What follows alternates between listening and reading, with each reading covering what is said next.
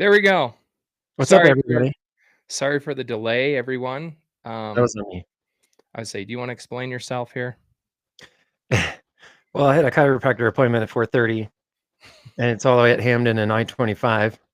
So I was weaving in and out of traffic getting here, and I even took the HOV lane home, which my wife, I'm sure, will yell at me once we get the bill for that. But got here, and then it's my turn to cook. And what I was cooking, it says, "Oh, it should take 20 minutes." No, did not take 20 minutes. Did you use rice-a-roni? No, actually, it's a creamy lemon chicken pasta, but we substituted shrimp in it tonight instead of chicken. Interesting. Look Is at you going gourmet. Hey, you know what? For me, I gotta get as many carbs, calories, and protein and fat as I can get. So feed it all. Okay, the key question here is how many people did you honk at and flip off on the way home? Just one. Just I didn't flip anybody off, but there was a big, and she deserved it because she was merging into my lane and not paying attention because she was on her phone. But the finger would have came out if she actually looked at me. I honked dude, and I waited for her to look, and she didn't look. I know you. That's a bold-faced lie. It's for real. For real. Well, okay, you said honk and flip off. I did yell at somebody, but that Oh, okay. wasn't there was no finger and there was no You horn. clarified. It was just like, "Go! Stupid fuck." So there's three different categories here. So there's both, then there's just yelling, and then there's just the middle finger. Yes. Yeah, okay. Did you buy that little light thing with the middle finger? Where have you seen that? Oh, yes, I need to get one of those. It's on like TikTok stores, whatever.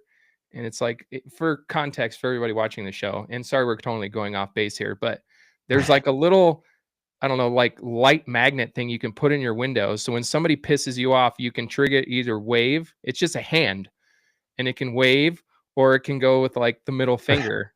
And that's like I guess the courteous way of going about it nowadays. I should put it in the modified, right on right on the back, tail panel. So that way when you go by people and they, mess with you, just There's certain people I wouldn't trust to like have that trigger while they're driving to like try and maneuver it and hit the right one, you know. But yeah. we'll save that for another day. Yeah, But and then anyways, you'd have to pick and choose who you did that to on the racetrack too. I mean, I don't know if I'd do it to Ed because then I'd be spun out in the next corner, but, um, there's a well, couple other guys, I think maybe I'd do it as a joke, and hopefully they'd get it, but there's certain people you can't really get mad at either. Like you know what I mean? Like there's certain people you just like bonehead mistake, but I still love you. yeah, You know? I can understand that. Yeah. But John Seeley, right? Like, well, I don't know. John, I would give a hard time to. Yeah.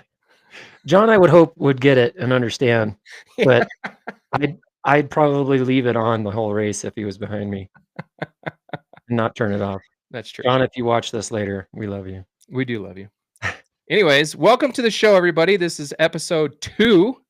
I don't remember what I entitled this because it was over a week ago, but I think it was something along the lines of like, I don't know, to be honest with you. I forgot what I entitled this, so we're just gonna say it's episode 2. For 2. I like it. But we have a lot to talk about today. Give you a little preview about what this show is going to be about. The open practice started up last weekend. Mhm. Got to see the inside Yay. of the racetrack, some of the updates, some of the new people that are either switched divisions or just new in general. So we'll kind of get into that. There was some racing that happened over the course of the last weekend, a couple different divisions and some local heroes, if you will, that ventured out and did some different races and different series and divisions.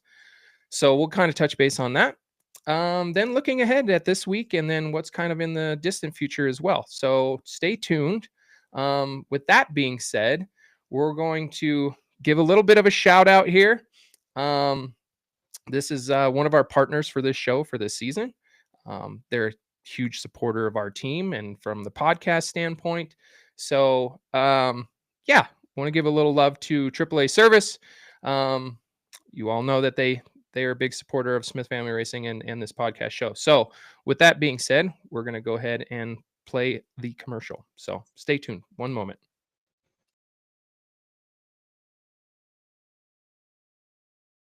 I know he's down there just making noises, stalling. He just puts so much work into keeping this act going.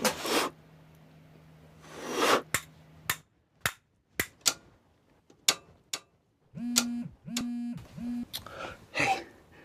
Yeah, Mandy's still home. Her friend's gonna pick her up like any moment. Can you do like a loop around the block or something? Perfect. Okay. Yes. All right. Thanks. See you soon.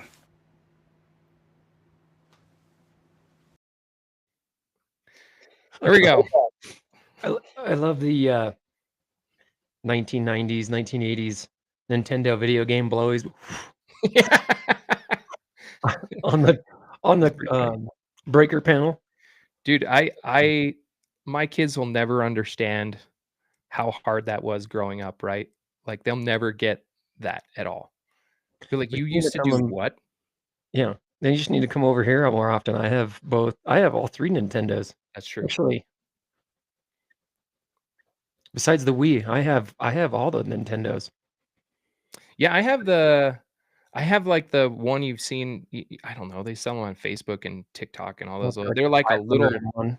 Yeah, they're like 1,000 games into one little console or whatever. But those are fun to break out every now and then. Like Mhm. just get bored and like, hey, check this out. And then they look at it and go, what is this? Like this is Called not. Mike Tyson's Knockout. Yeah, exactly. You get past round like 5, you're like king, let alone get to Mike Tyson and knock him out. They'll Exactly. never know. Oh, that's so funny. That's so funny. But anyways, kickoff here. Open practice started up last Saturday. All divisions opened up at 11 o'clock. It was a beautiful day outside. We were there. Well, I should say I was there with my daughter Addie. Got her a little bit of seat time. Nora was sick, so she wasn't able to participate.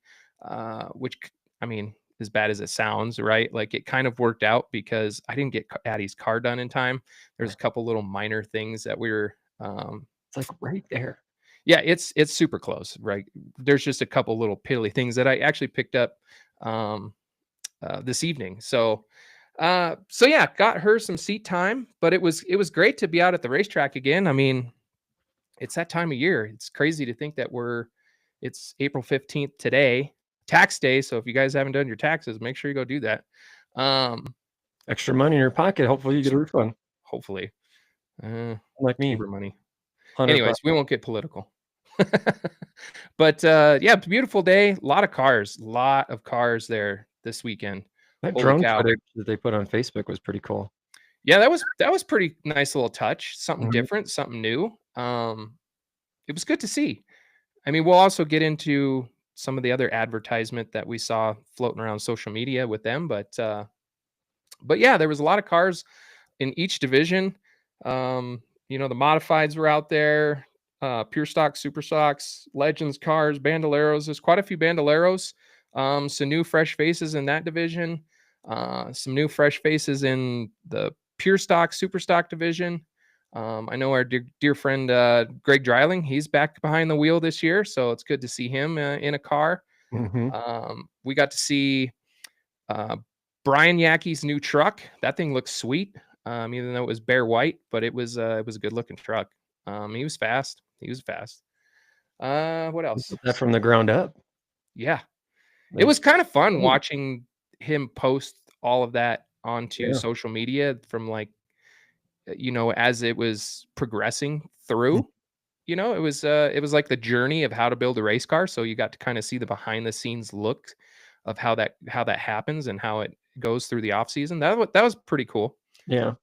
What else? The tech line is long, and we can kind of get into that a little bit. Holy cow! It opened up at 11, and and it didn't seem like too many people were trying to get their cars like ready to practice per se. It was like get it out, get it in line right away to try to go get it teched, right? And holy cow, like all the way down pit road, damn near to That to was the that gate. drone video. Was like, Holy cow. all the way past the concession stand. Yeah, and we've talked about this. I mean, You sucks know, they only have, what you said, 2 people there doing tech? well, yeah, they Or had, the you had your inspectors? registration like they normally do. Sue and her team, they're Mhm. there making sure everybody's registered, everybody's paid, doing that whole thing. And you have to get your sheet right from her. You have to register and everything first, and then they give you the safety check sheet. And then you go take it to one of yeah, they had 2 officials, they had 2 lines going, but they had 2 officials basically looking at everything as you rolled up into the tech area. But I felt bad for them, but at the same time, it is what it is at this point. It doesn't really matter. But like, how could you make that process better? To me, it's like, if you're gonna open the gate at 11, track doesn't go hot till noon at that point, right? Mhm. Or 1 o'clock.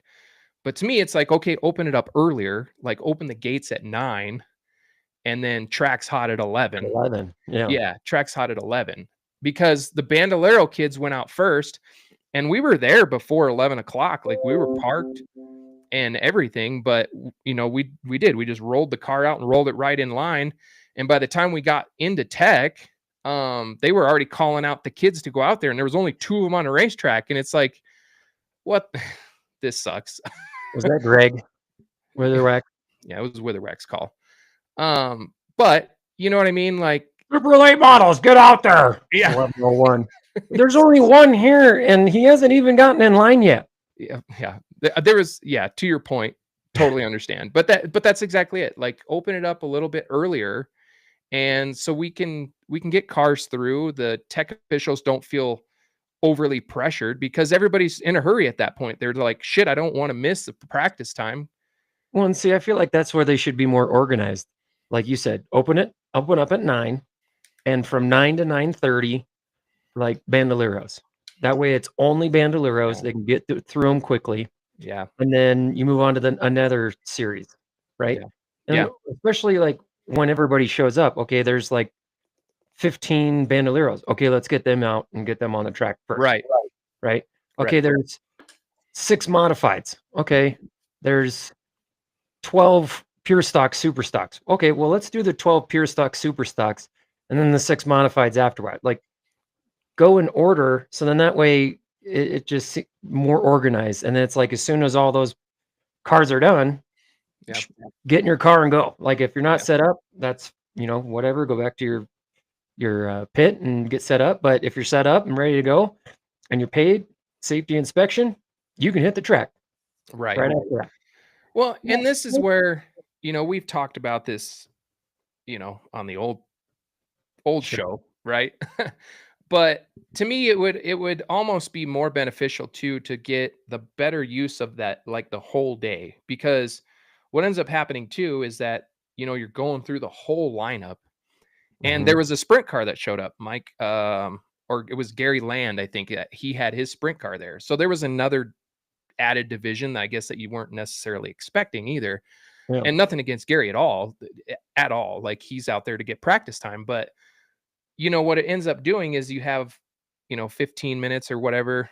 I think that's what it was. It was like 15 minutes per division out there, to where you go out, you make your laps, and you don't really have enough time to come in, make adjustments, go back out, right? Right. But you come in, and then you wait for an hour and a half, damn near 2 hours. And realistically, I think they own, most divisions, and correct me, I left a little bit early, so if there's anybody out there that wants to correct me, but I think they only got through the lineup like 3 times, like total, and that was it. Yeah. But to me, it would be far, far better if they split it into 2 days, right? Like, you know, Pull up 'cause this comment that Tim had. uh, So open Oh. up, if anybody can do it on a Friday, open it up Friday afternoon, starting at like 3 o'clock, right? that And would it's be only inspection. that It's would be only fantastic. Yeah. That's And then that a way, great idea. some guys can just come the next day, right Right. when it opens, and there's less cars having to go through tech. Right. Something of that sort, right? Like, or split it into, like I was gonna say, like you could split it into 2 days, have half the divisions on Saturday and the other half on Sunday. Yeah. And I get, you got to think big picture too, like when it comes to, paying the people to be there, Right. electricity and stuff and all that kind of stuff. Because you are using the facilities, you know what I mean? And there's an Well, extra construction cost goes in and associated with that. right. But you're also charging people to come in the door, right? Right. Like, it was what, $25 per car and $10 per crew member, family member, whatever.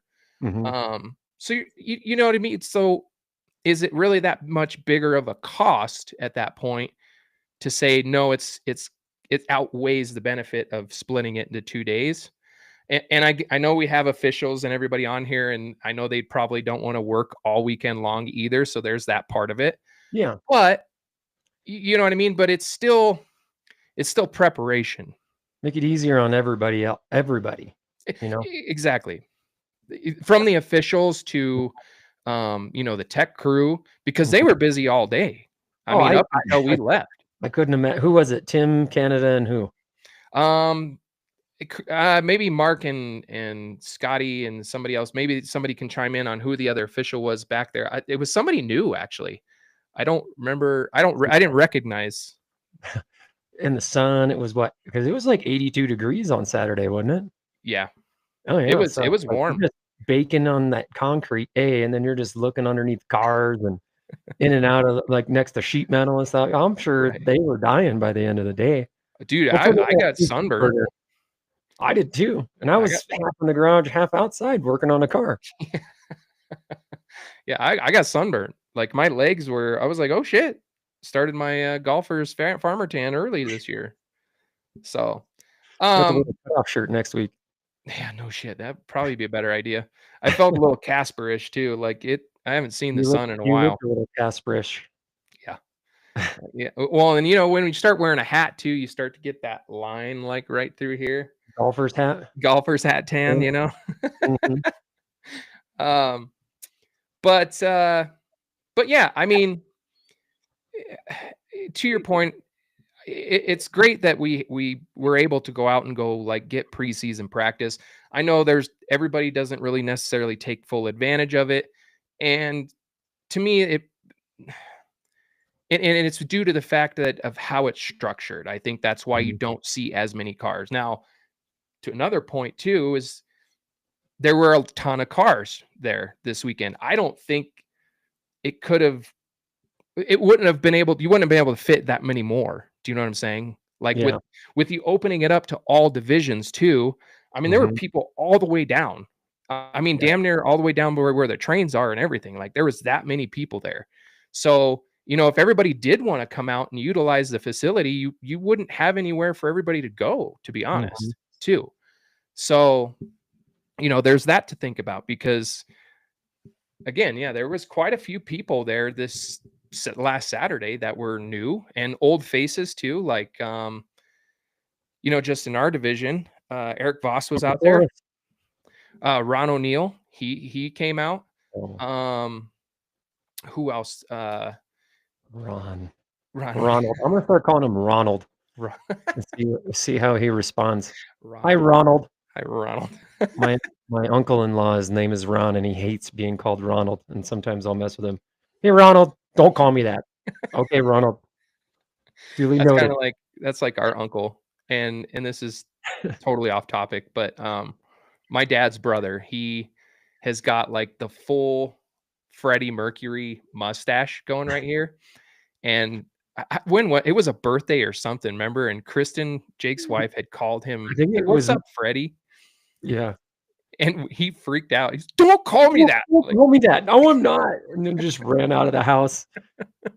And my wife thought he was legit pissed, so I called him like 2 days later. I'm like, "I'm sorry if I upset you." He's like, "What are you talking about?"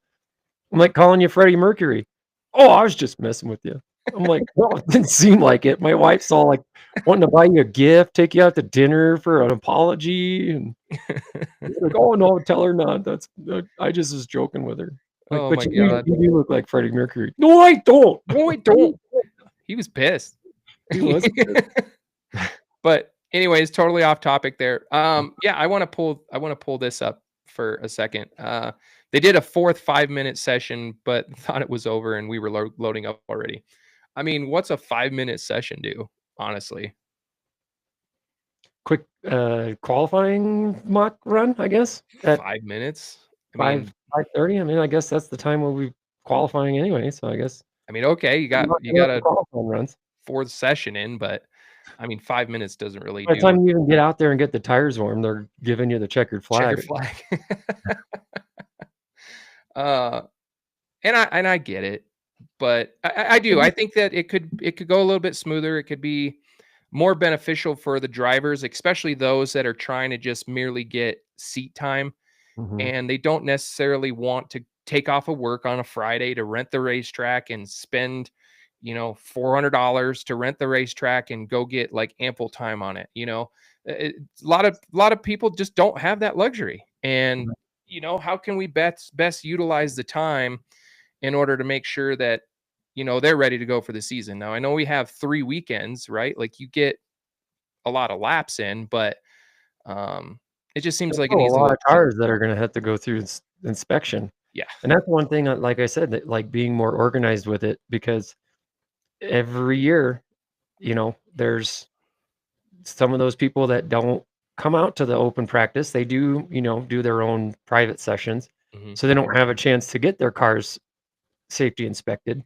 So then you get you get a line of cars on race day, Yeah. the first couple of races, Yeah. um, to do it. So it's like mitigate that and try to eliminate as many people on race day Yeah.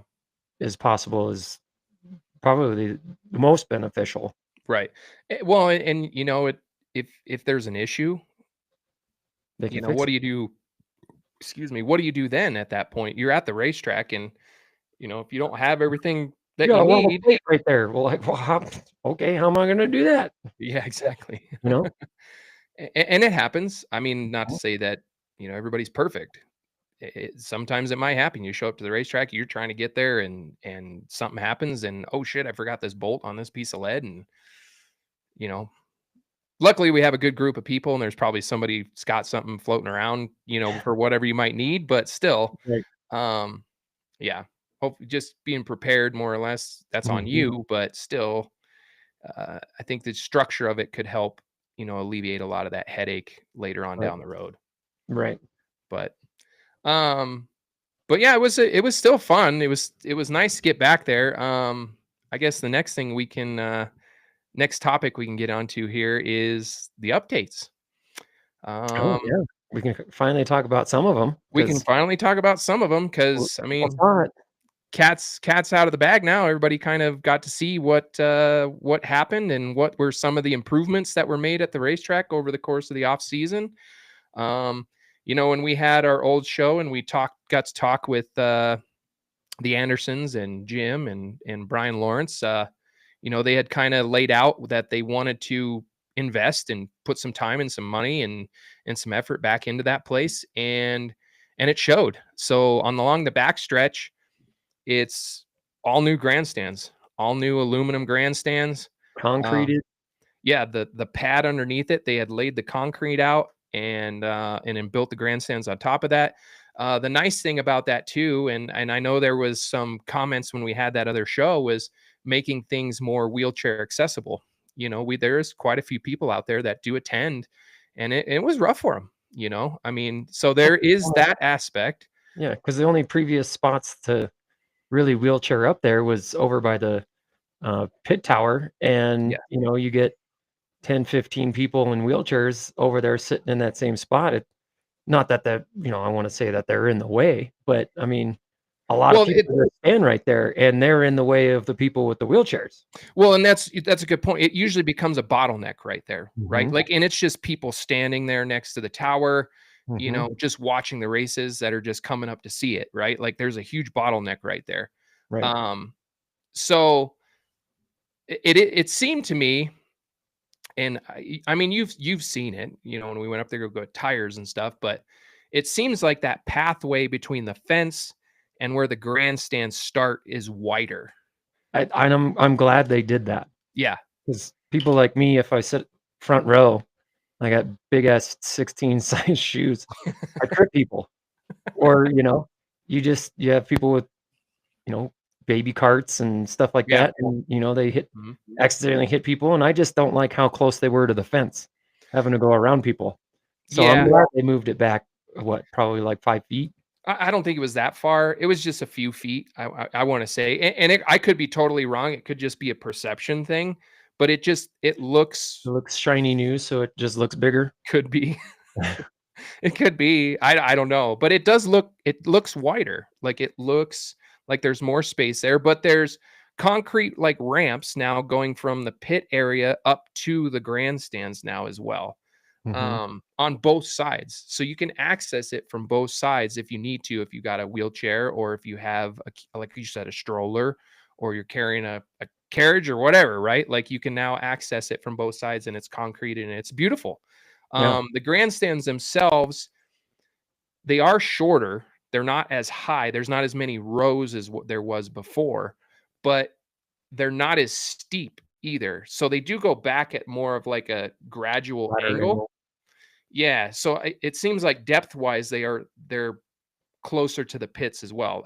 And again, this all could be perception, right? Like it just looks that way, but they're definitely not as high because they're not as steep. You're not So, walking up the, steps of 3rd level of ball arena where you feel like yeah. you're gonna miss a step, or even, in power field, Oh, you miss dude, a step and you're gonna go all the way down. dude, I I could never go sit up in like the fifth level at Empower Field, Mile High, and have any sort of cocktail in me because, dude, I mean, I'm afraid of heights as it is. You know this, but No. those suckers are like this.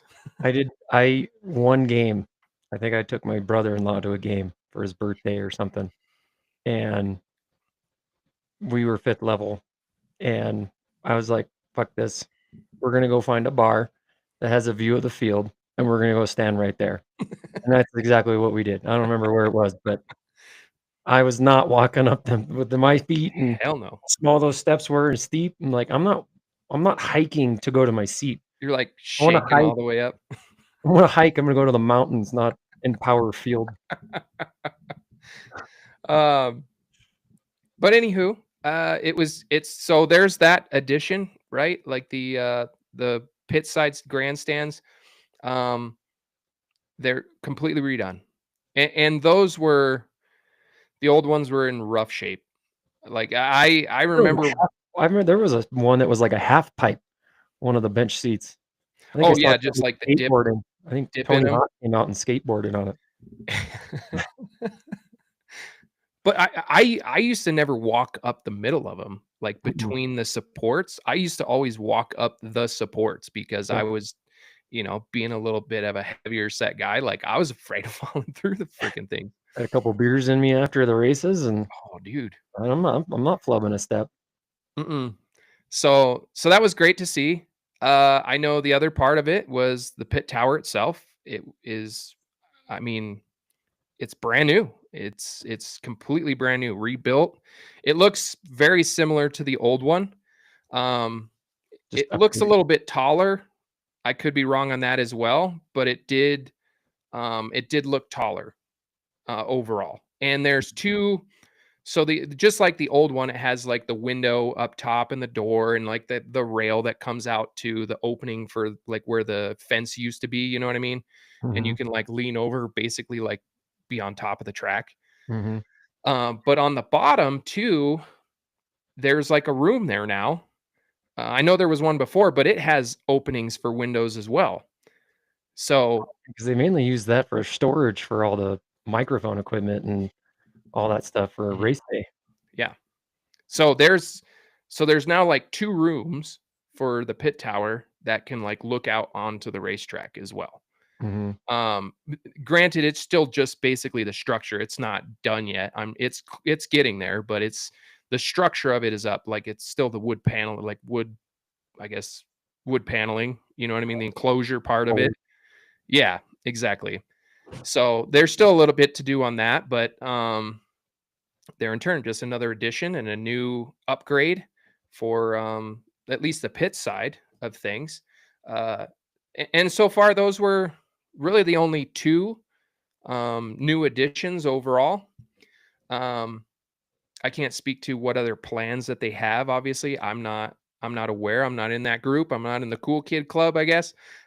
So we don't quite know just yet yeah. if there's anything else being done on the pit side for this season? I would imagine probably not, because now we're getting into the race season. Other than just some of the areas that they had heavy equipment that Right. destroyed some of the pit stalls. They're repaving those, which 2 of them are ours. So it's like, yeah, baby, got some flat pads now. I know when I saw that new fresh concrete, I was just like, yep, Hmm. we're not going anywhere. We had a real hard conversation this off season about moving spots.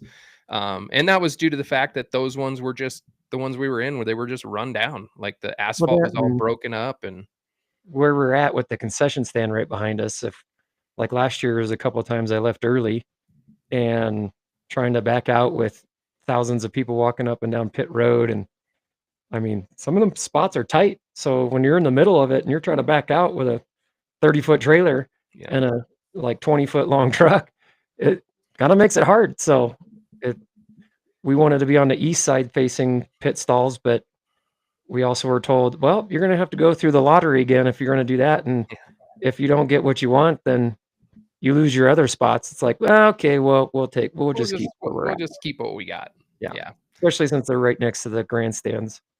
Well, yeah, and then some of our family members and stuff that come up and support us. It's nice for them because it's easy access into the into there, right? So Mhm. that's nice. But yeah, I mean, a lot of great additions to the racetrack so far.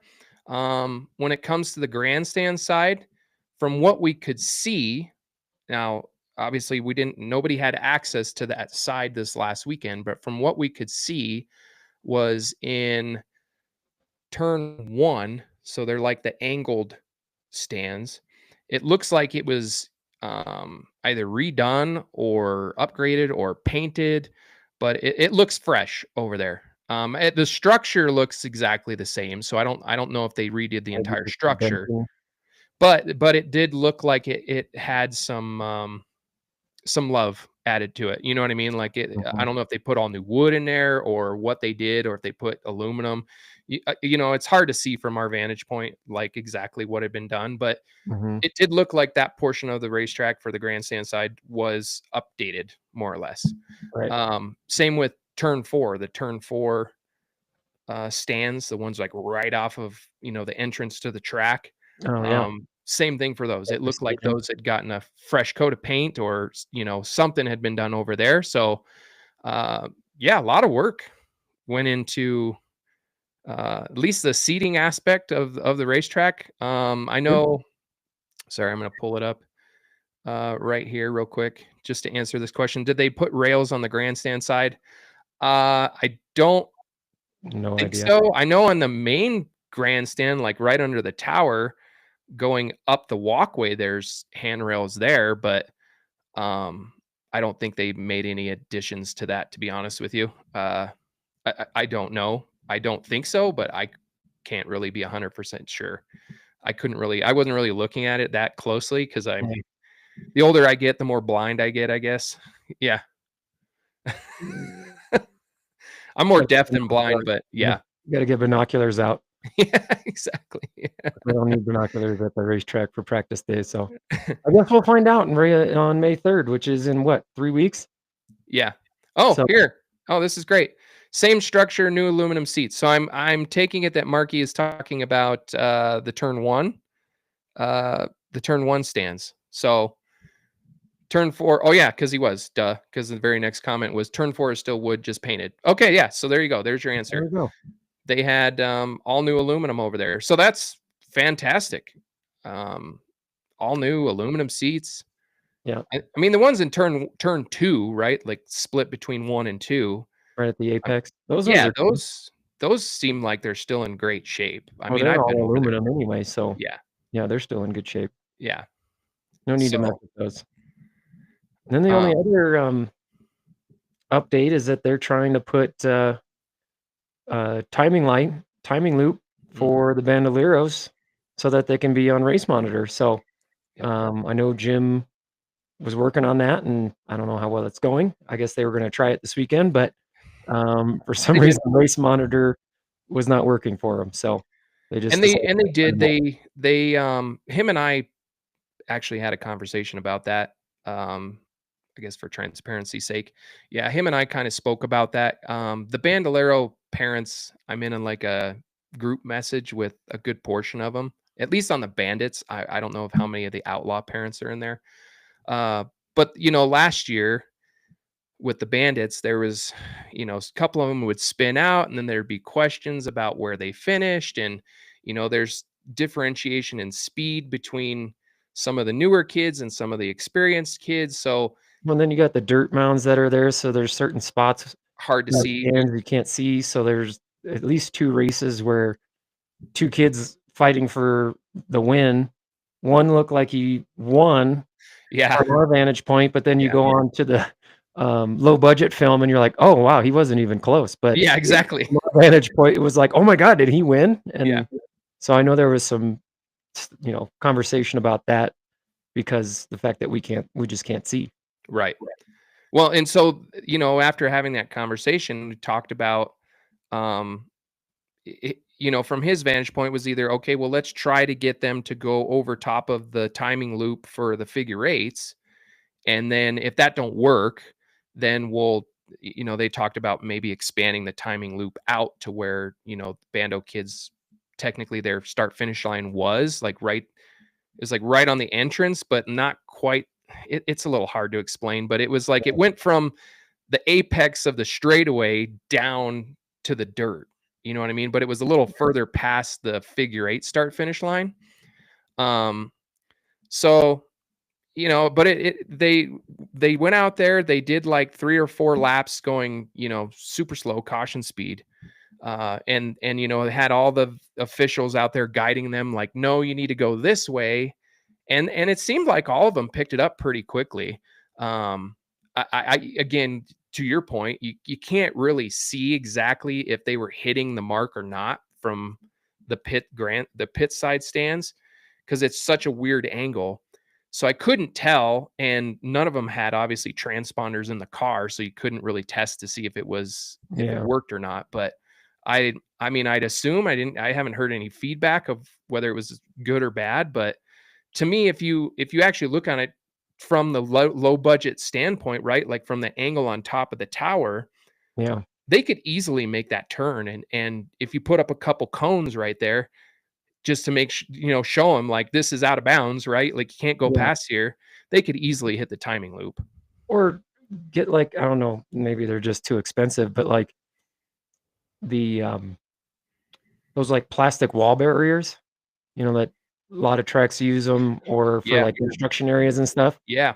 Like they're bright, they're big, you can see it, Yeah. and just put them right in that area. You'd Just only have to put up specifically like 3 or 4. Yeah, like just put a couple up, so it's Yeah. like this is the tunnel area, this is the shoot area that we want you to go Right. through. Right. And maybe that would deter a couple of kids that we know of that bonsai and go way out of the line because they're zinging so hard that they're trying not to spin out. They just go a little too wide, and Joe Starr's got to jump out of the way, and maybe that'll help. Joe's not as aggressive as he used to be. He doesn't move as quickly as he once did. So he he's doesn't gotta quite keep get his as eyes close. open. I think he got himself a new zoom lens. So let's put it that way. Yeah, I think he's going to be standing back in the start finish line area for the bandos. Yeah. Yeah. As in like the main finish line. Or what he should just do? He should just get a ladder, or they should put a ladder up the lamp post in the middle of the dirt area there, and just have him have like a little perch above that, and then he can just take the pictures of the bandos there. Well, like a bird's eye view. I mean, speaking on the bandos, this just kind of came to me. The other thing I would like to see with them, and I talk about this a lot with a lot of the different parents and stuff, and sorry for everybody for spending a lot of time on this, but they are the next generation, like, and it's a growing class. Like we've seen a lot of new kids, and there's going to be some new kids out there again this year. Shoot, I think so far from everybody I've been talking to, there's going to be like 16 of them in the Bandits alone. I mean, that's a pretty good that's a pretty good field for Might young have to have, kids. they might have to have a B main. Yeah, right. But what I would like to see, and it's hard for those kids, to see the flag man up in the regular flag stand. Like they're not even looking over in that direction, and nor would I want those kids to be looking over there anyways. You have the corner workers, which is fine, right? Like they can help the kids out, but to me it's like put Kurt in the figure eight flag stand and have him up there so that way they can actually see it, and then it doesn't put him in danger, because then he comes down and he ends up walking up the wall, right? And he's standing on the racetrack. And Well, and even if he doesn't go stand in the actual like figure eight flag stand, like I said, if you get those barriers, just kind of stand behind the barrier. Maybe put like one. I mean, it's kind of dangerous, but put like one concrete wall dude, just right where he stands, and then that way, if somebody does come zinging, they hit the like safer barrier, the little plastic barrier first before they smoke the concrete wall. So at least they'll bounce off the plastic wall and not the concrete. I mean, and they're moving. Hot. I mean, those kids are moving. They're not. Well, especially the outlaw class, like It'd be hard to get out of the way. Like yeah, if one of them comes around there and all of a sudden they break loose. that's what I said. Like if you stand there, you're gonna have to put like a wall for Yeah. sure. Even with that wall there, like it's still gonna move. You know what I mean? Like you'd have a split second to be able to make that decision, and just at that point, Kurt's big guy. You know what I mean? Like I know what it would be hard for me to move. So those automatic. I think people on motorcycles wear them, but like as soon as it feels like you're falling, it like pops out and it like wraps around you. Blow up vests. Yeah, it's like a blow up like airbag. Yeah, have them put that thing on. Dude, it's out of the way. Could you imagine that? All of a sudden, a bando spins out and he jumps to the ground, and all of a sudden, poof! It blows up on him, and he's like, the blueberry girl from Willy Wonka. Or like that kid from Christmas Story, the little brother. Can't put my arms down. I can't get out. Oh my god, that'd be so funny. Sorry, Kurt. I'm nothing against you, but that would be so funny. Oh god, it'd take him a good 5 minutes to like deflate the vest and get the race going again. Somebody's got to cut it off. Oh my god, get the jaws of life out. Yep. Oh my Scotty, god. get your ass over here. Yeah. I got you. Yeah. Don't move. Don't You're come right. too low. Yeah. Oh my god. But anyways, I mean, good point there. Of pointing that out of some of the the new thing that they're trying with, at least with that division. The bandos and the new timing loop. I think it's going to be wonderful for them. It's going to alleviate a lot of possible questions or anything for the tech, or not the tech officials, but the officials themselves, of like the scoring and all of that. It'll be more consistent, and I'd like to know, like to know what they're doing lap after lap, time wise, right? Like you can start to build that inconsistencies and teach the kids too, because that's a helping tool. I know we look at that, and I know a lot of drivers that look at them in their big cars. They look at the fall off over the course of the race and see whether they can, what adjustments they can make to their cars and stuff. And it's no different in a Bandolero. I mean, just lesser laps. That's all. Yeah, it's just lesser laps, but still, you can learn. There's a lot to be learned from that as well. So, yeah. Anything else you want to touch on with there? Not on the bandos. No, not bandos, but just like on the track upgrades and stuff like that. Yeah, I mean, we'll see what they end up finishing here before the start of the year. I mean, I don't envision them doing anything more, but you're hopeful that something like painting the walls or removing the dirt mounds or something like that would happen, but I don't think that's going to happen anytime soon. Yeah. But you're hopeful, but at least it's a start, right? It's going to be an ongoing thing, like we talked about with Owasso Speedway. Started with, let's just start with one area and move to the next, and move to the next, and move to the next, and I think that's just what they're going to do. You know, That's a great point. Like you can't, that place. Not to say that it has a ton of issues, but there's just a lot that needs some upgrading. And, yeah, it needs a lot, and it needs a lot of TLC, and it's going to take time. And I think it's a great start. I mean, it's a fantastic start. I'll be interested to see. There's probably some other stuff that have happened, maybe on the grandstand side, that we don't know about. It could have been in the concession areas. You know what I mean? Like maybe some new equipment for those people or something. Maybe they brought out what's that chef's name? Gordon Ramsay. Maybe he brought out Gordon Ramsay, and he's going to update the menu, and we're going to have like gourmet. Oh, you know who would love if they all of a sudden got gourmet cheeseburgers out? Ian Clark. Mm-hmm.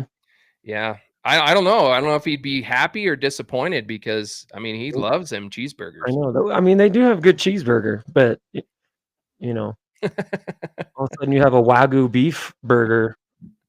I think he'd probably buy 5 in one day. Yeah, he'd just be like, all right, I'm gonna go nap. Screw the race. Wake me up when the main event starts. Yeah, exactly. Couple questions rolled in that I kind of want to just pop up here. So this one showed up late. Sorry, I missed it earlier. Has there been any discussion for having the bandos run the full track other than the laps being long? What's the blocker? Speed.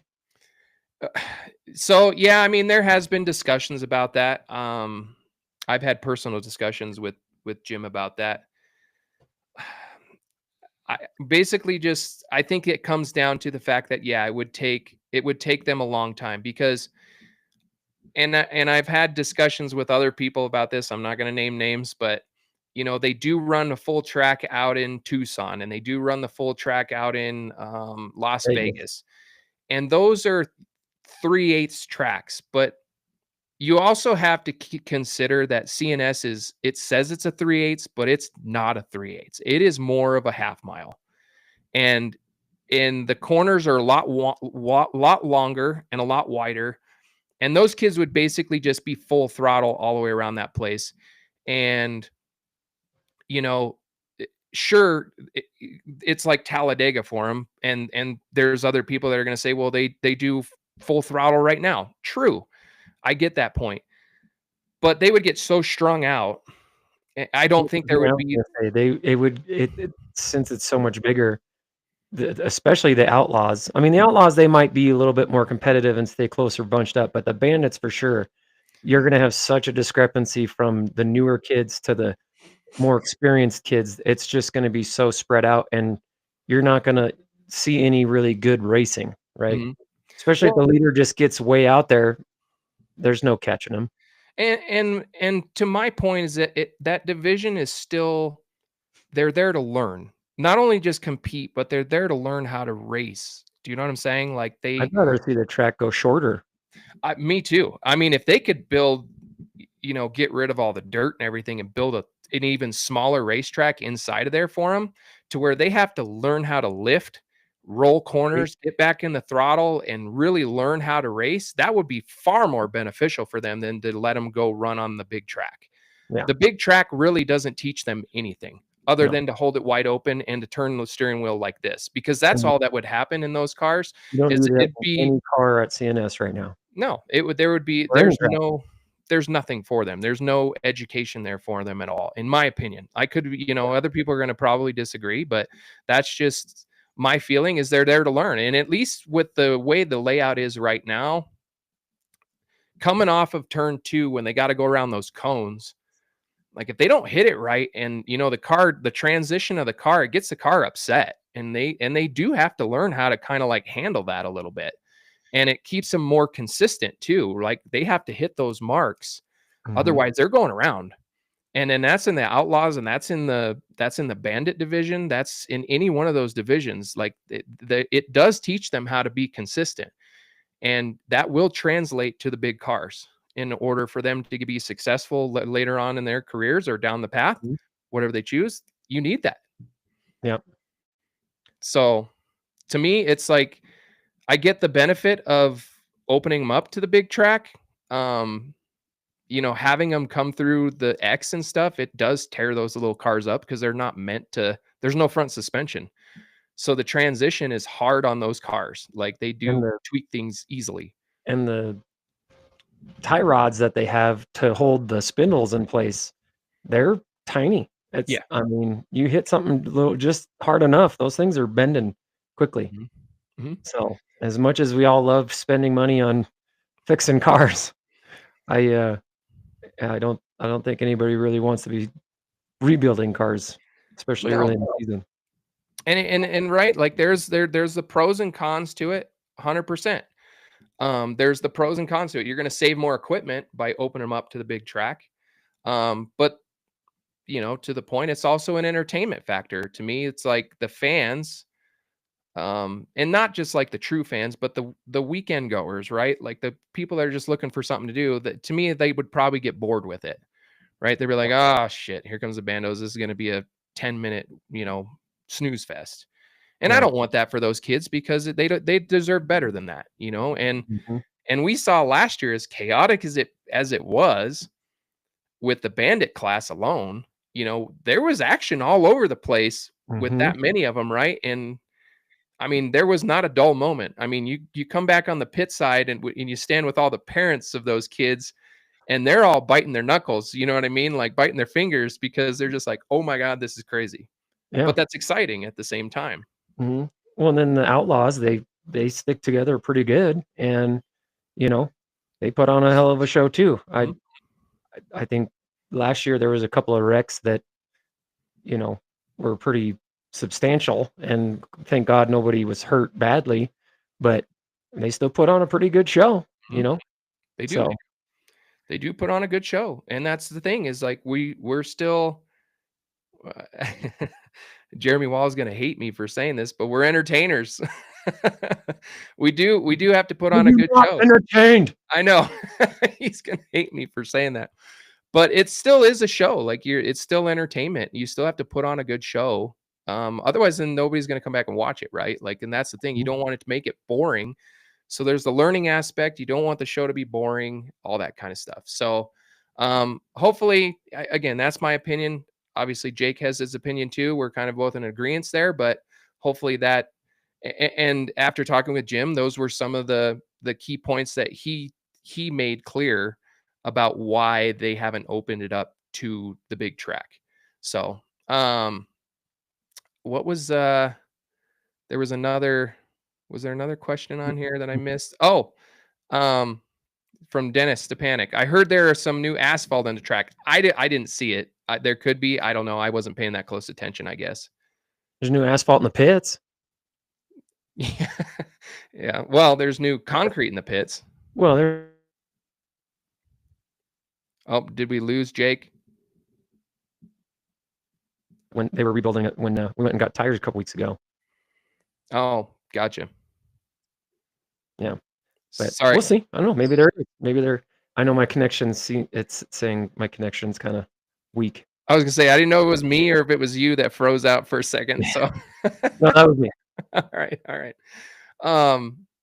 So I mean, there you go.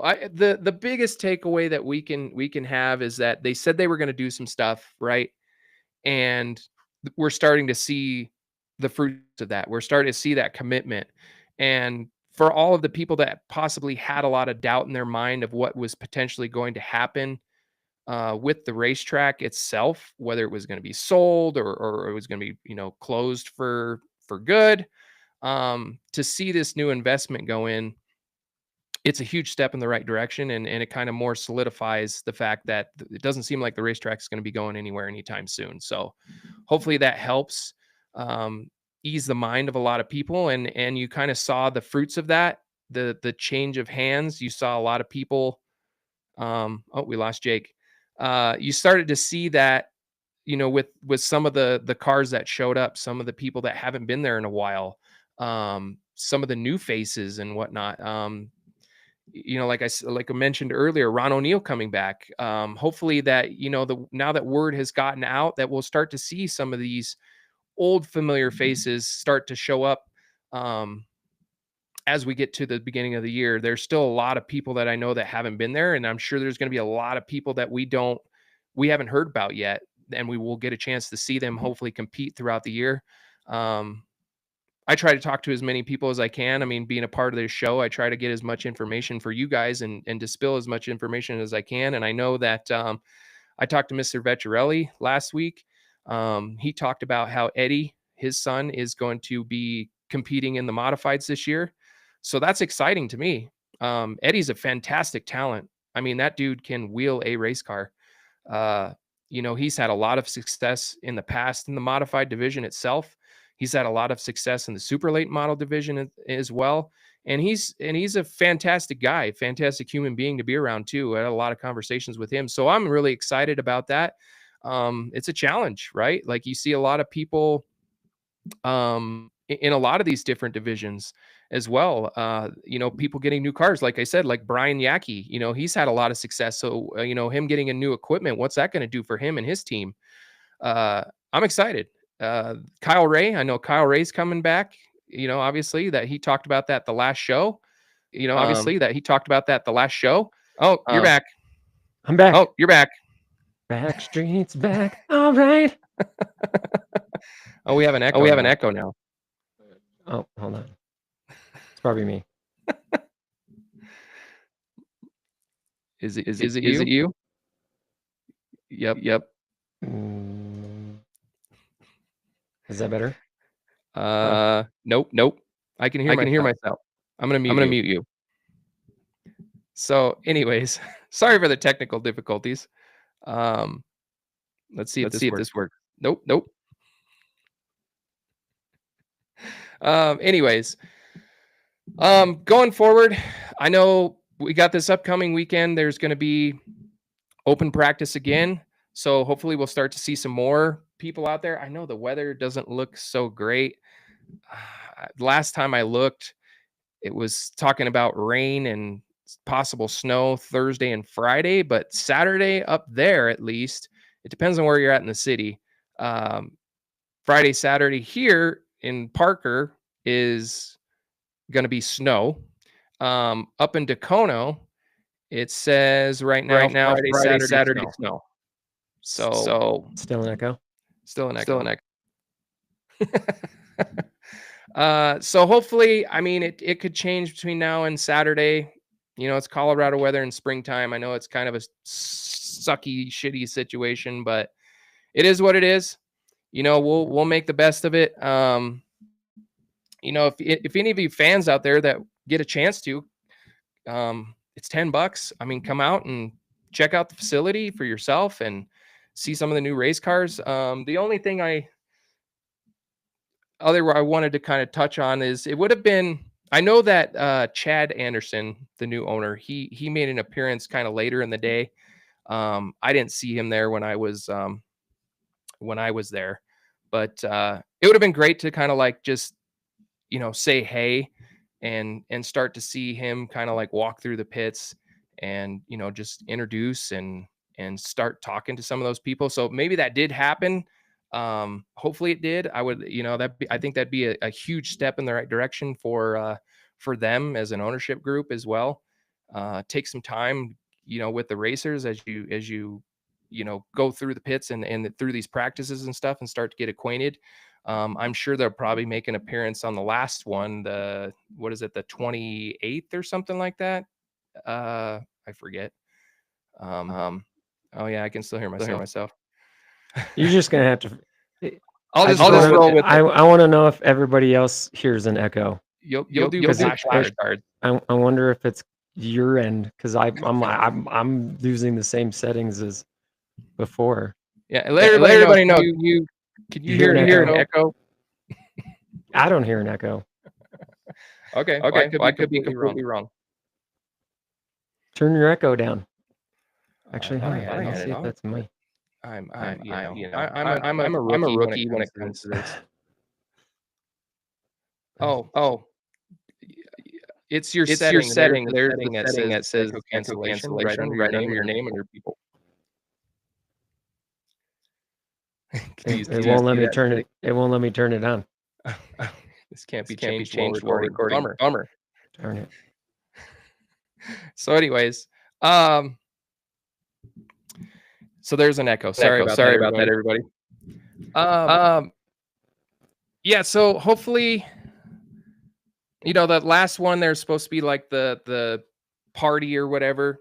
I'm looking forward to that one. We're definitely going to be out there all the rest of the weekends if they do go through. Obviously, weather depending. Gonna get my daughters out there, get them some lap times. Just get some seat time and get used to getting you ready for the season, more or less overall.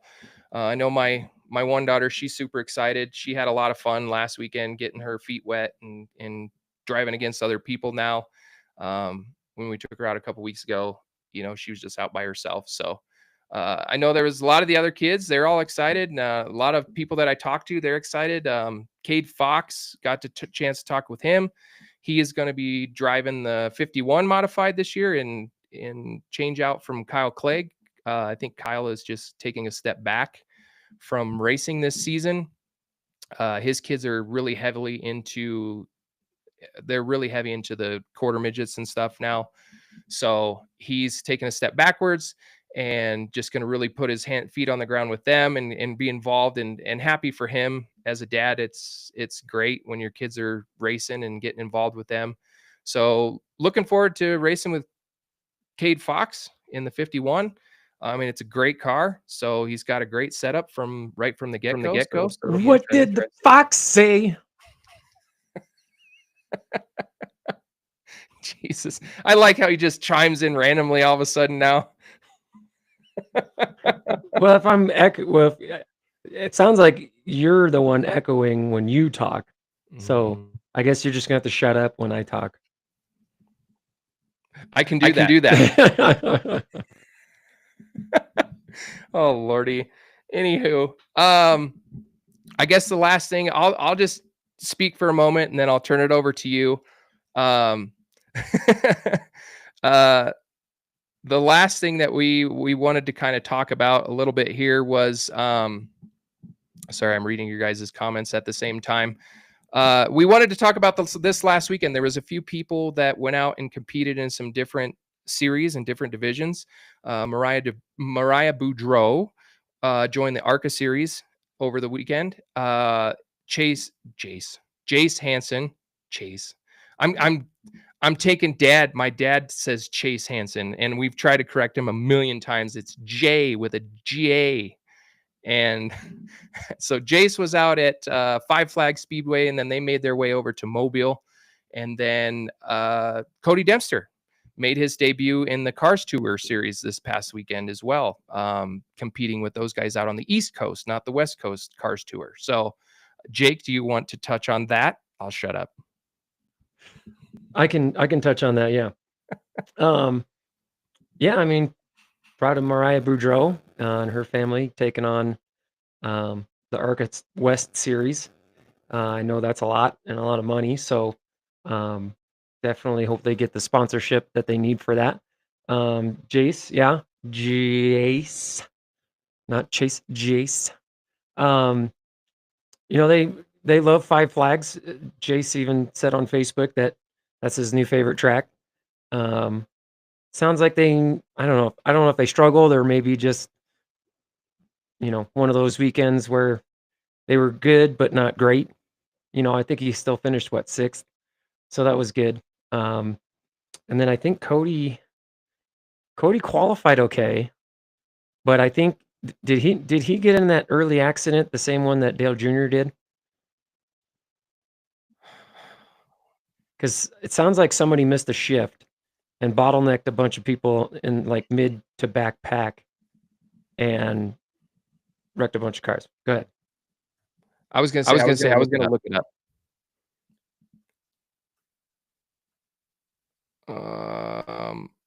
I was going to read his comment that he had.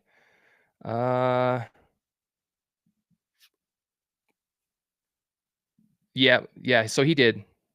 So it looks like that he got kind of bottled up in on the restart with 10 to go and caused him and multiple other cars to be taken out at the knees late in the going. So Yeah, he ended up finishing. He started 19th and then finished 24th. So he just has a string of bad luck right now. It seems like.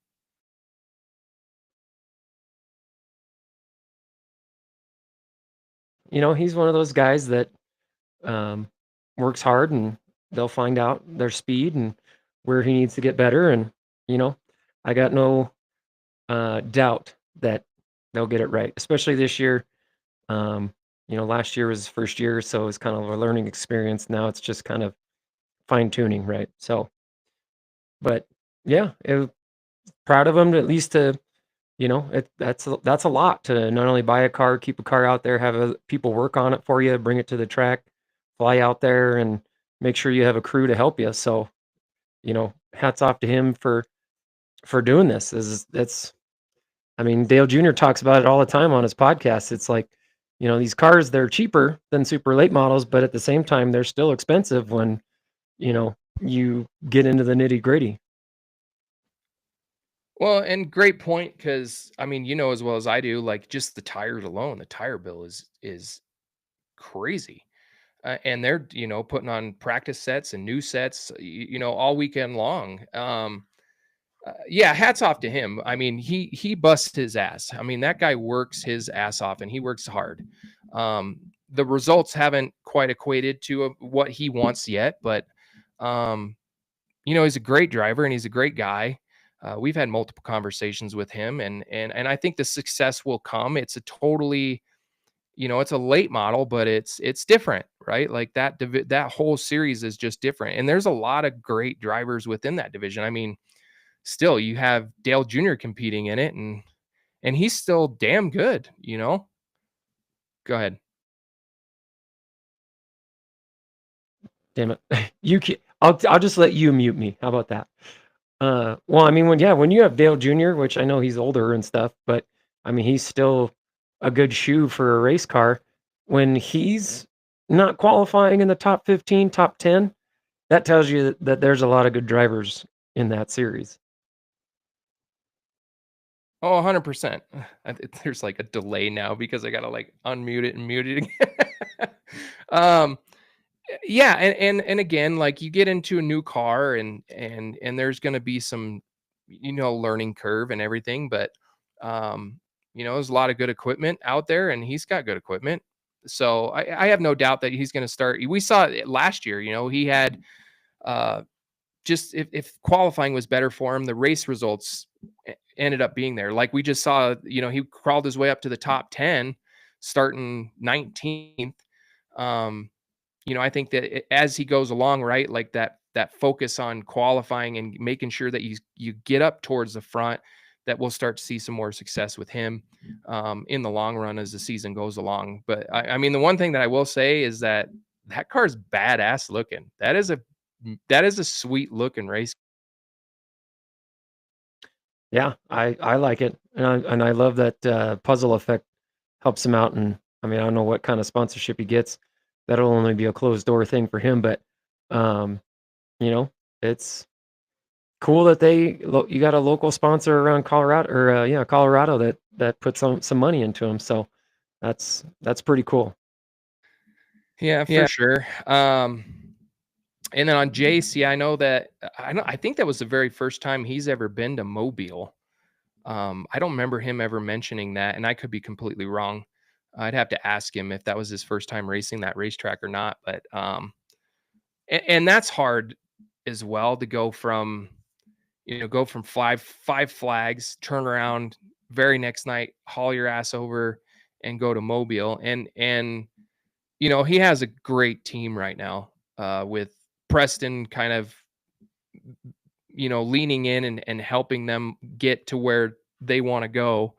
Having his knowledge base behind you is huge for him. I mean, and I think that Mark Neff is a fantastic guy, and he is smart as hell. I've had a lot of conversations with that guy just about various things race car related, and he is smart as hell. So having him and Preston both on your team, I think that's where they've started to see a lot of those steps forward for them. And I think he was leading the points for the Cars Tour West so far in the early on in this season.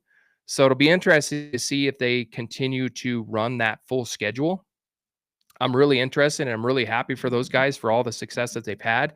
And I think that'd be a huge for him and Preston and that whole entire team. If they could walk away at the end of the season and be, leading the points and have a championship run in kind of the inaugural season, really, if you will, for the Spears Cars Tour. Because to me, this is really kind of, they had the season last year, but this is kind of truly the first real season, for that series and that tour. We've seen the car counts go way up, and the fact that they have, added the multiple divisions too as well. I think it's just going to continue to grow. So it's really going to put them on the map going forward. And you're going to start to see, when they go out to like Five Flag Speedway for the Snowball Derby, it's going to carry more weight when they show up to the racetrack. Do you know what I'm saying? Oh yeah. Well, I was just looking at their schedule because it looks like May 10th is their next race, which is All American Speedway. And then let's see, it's not May 31st.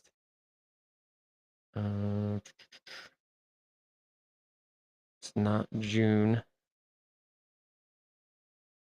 I think do they go to, nope, they don't even go to Evergreen Speedway. So their next race would be All American Speedway May 10th, and then Colorado National Speedway the July 26th. So yeah, it's not something that they couldn't do. I mean, especially over the next 3 months, they only have 2 races and they're easy to get to. Yeah, and that's a great point. Like, the spaced out time between the races, because with that series too, they have the limited late models and the pro late model division, the legends, and so they've kind of spaced out their schedule a little bit between all the various divisions to be able to, make it easier on the drivers and the teams to be able to travel and go compete, which I really like. It's not a, once every 2 weeks like the Spears Tour used to do, right? The SRL, they used to go once every 2 to 3 weeks and they'd have a race, and it made it really hard, I thought, for them to have a really big field. So this is great. All American Speedway is a badass little racetrack too. So I have no doubt that they'll, if they end up going, right, like I don't see, I mean, you never know, but I don't see why they wouldn't at this point, since you're leading the points, why they wouldn't make that trip out there. And then obviously the one here locally, I mean, they got the best shot out of, as anybody, because of the recent success that he's had, and not alone, let alone the success that he's had early on this season. Yeah, pull up Mark's last comment there of the modified. So yeah, so there has been some word. We don't want to say anything just yet because there's still some tweaking kind of going on. But hopefully soon you'll be seeing some advertisement, because obviously it's going to come a lot quicker than we think. So I would just say hang on, hang tight, and just keep watching Facebook, or watch Colorado National Speedway's Facebook or the website, because I'm sure something will come up here real soon. Well, and to speak to that real quick, we do know that they're the SRL, right? Like they're coming here. The modified tour series overall, I don't know if they have any other racetracks pinned for this season. They haven't made any announcements. I know to any touring series, right, to lose your main sponsor, it puts your whole business in a bind, right? Like you can't, it's not, and especially that late in the game. I don't know if that was an all of a sudden thing where they just decided, nope, we're going a different direction. Like what, in January, February is when they made that announcement. It could have been that situation. It could have been something that was a little bit more long term that they might have found out about at the end of last year, that they were going to go in a different direction. And maybe they tried to get another presenting sponsor for the series itself. I mean, we don't know, but as it sits right now, the Spears is a part of the Cars Tour.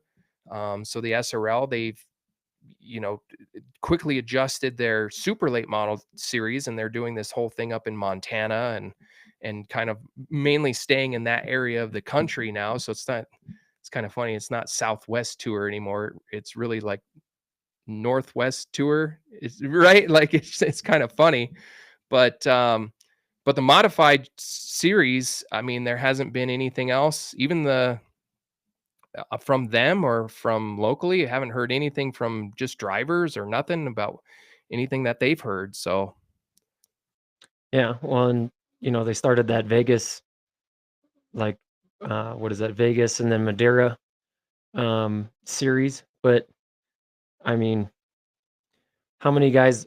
I mean, I don't know how far it is from Vegas to Madeira, but I mean, how many guys are going to travel in that one? And what's the payout like? Like, is it just the same as what it was with the SRL and the Spears Modified Tour? Because if it is, then I mean, the payout for that wasn't really great.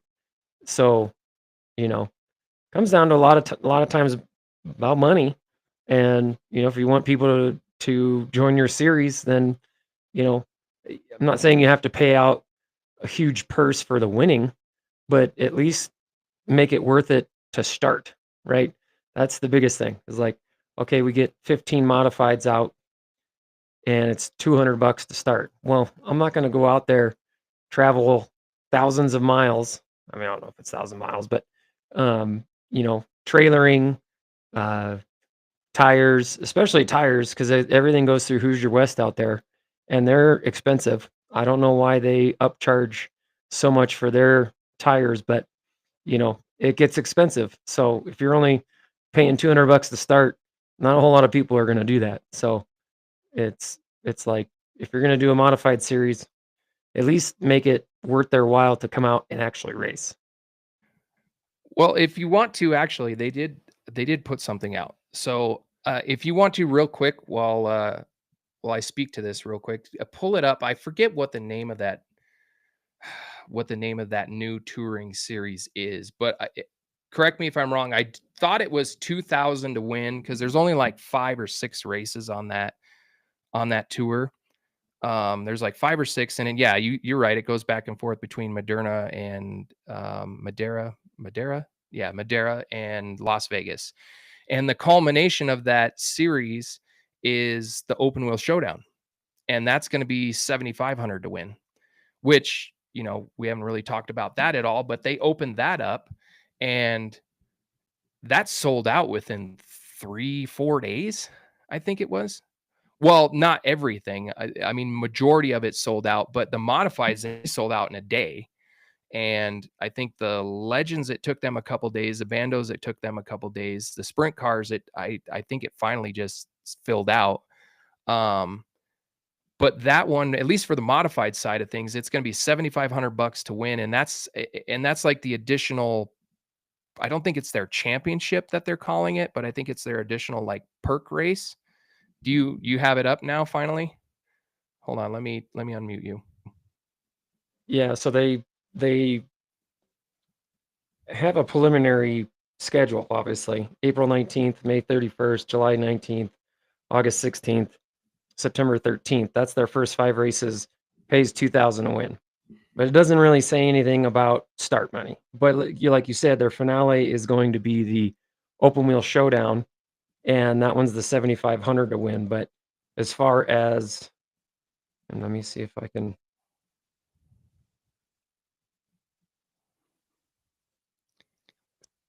find out any more information. But yeah, it doesn't really say what the rest of the payout is yet.